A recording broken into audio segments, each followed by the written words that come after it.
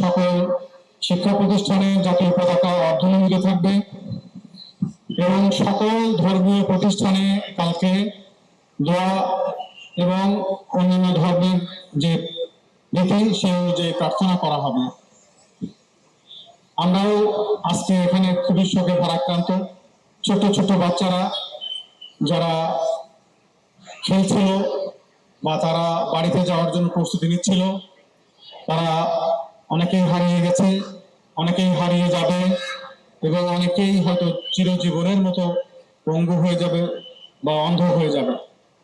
আমরা আজকের এই প্রোগ্রাম সংক্ষেপ করব।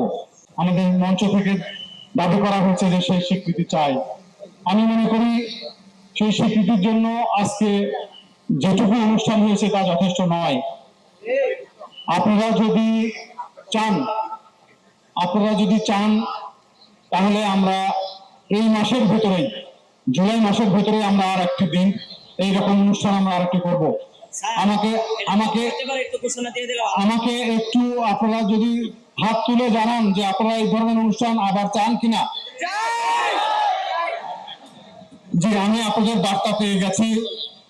আমরা যত শীঘ্র সম্ভব, আমরা এই মুহূর্তে তো ডেট দিতে পারবো না, এই মুহূর্তে ডেট দিতে পারবো না। আমরা জুলাই মাসের ভেতরেই আমরা আমাদের জন্য আরো জাতীয় প্রোগ্রাম আছে, সেগুলোকে আমার অ্যাডজাস্ট করে যে দিনটা আমরা ফ্রি পাবো সেটা আমরা দুটোই আরেকটা এই অনুষ্ঠান আমরা করবো ইনশাআল্লাহ।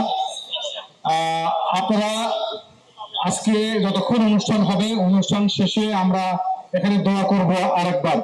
আমরা শুরুতে একবার দোয়া করেছি, আমরা শেষে আরেকবার দোয়া করব ইনশাআল্লাহ। আর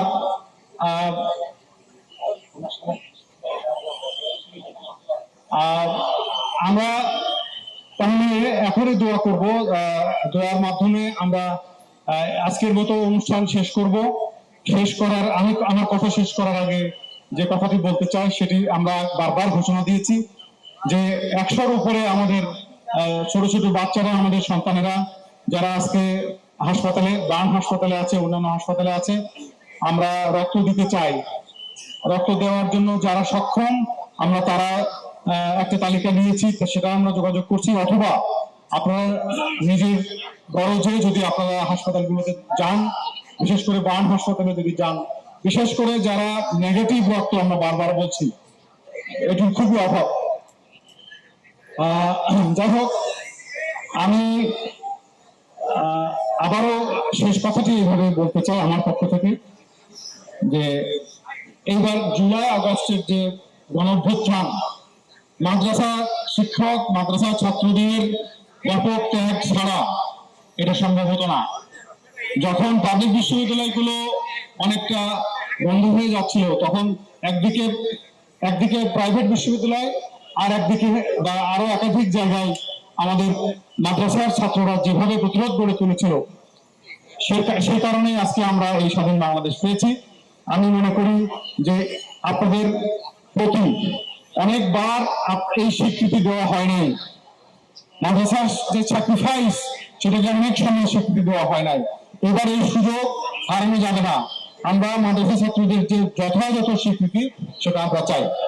আমি কথা বাড়াচ্ছি না, আমি আপনাদের সকলকেই ধন্যবাদ জানাচ্ছি যারা এখানে আজকে উপস্থিত হয়েছেন, যারা সাংবাদিক বন্ধুরা এখানে এসেছেন ব্যাপকভাবে, এছাড়া যারা অর্গানাইজ করেছেন, যারা বিভিন্নভাবে সহযোগিতা করেছেন, তাদের সকলকে ধন্যবাদ জানাচ্ছি।